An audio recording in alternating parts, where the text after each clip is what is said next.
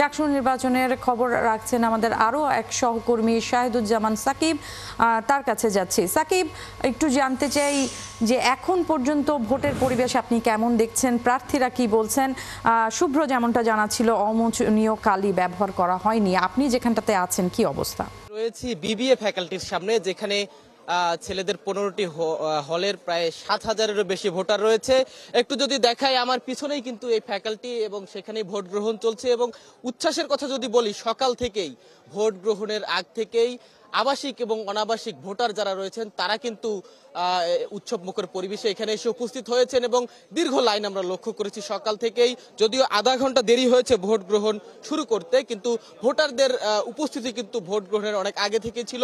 তারা সারিবদ্ধভাবে নির্ধারিত কক্ষের সামনে দাঁড়িয়ে ভোট প্রদানের জন্য অপেক্ষা করছিলেন। এখনো আমরা এখানে লক্ষ্য করছি শিক্ষার্থীদের বেশ ভিড় এবং জটলা রয়েছে বাইরে এবং এই বিবিএ ফ্যাকাল্টির উপরে কিন্তু নির্ধারিত কক্ষগুলোতে আসলে ভোটাররা যাচ্ছেন এবং তাদের নির্ধারিত যে ফর্মালিটি আছে সেটি মেনটেন করে তারা ভোট কেন্দ্রে প্রবেশ করছেন, কক্ষে প্রবেশ করে তারা ভোট প্রদান করছেন। আমরা কয়েকজন ভোটারের সঙ্গে কথা বলেছি যারা ভোট প্রদান করেছেন।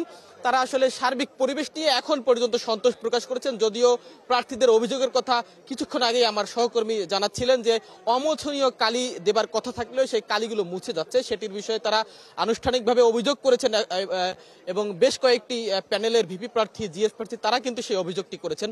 আর নিরাপত্তা ব্যবস্থার কথা যদি বলি, এই চট্টগ্রাম বিশ্ববিদ্যালয়ের মূল যে প্রবেশ পথ সেখানেই একটি বড় করে নিরাপত্তা চৌকি বসানো হয়েছে এবং সেখান থেকে একটু এগোলেই কিন্তু এই বিবিএ ফ্যাকাল্টি এবং কড়া নিরাপত্তা প্রহরাই কিন্তু ভোটাররা ভেতরে প্রবেশ করতে পারছেন। যাদের আসলে পরিচয়পত্র রয়েছে বিশ্ববিদ্যালয়ে, তারা ছাড়া বাইরের কাউকেই প্রবেশ করতে দেওয়া হচ্ছে না। গণমাধ্যম কর্মীদেরও কিন্তু নির্ধারিত যে পরিচয়পত্র সেটি দেখানোর পরে এখানে প্রবেশ করতে দেওয়া হচ্ছে।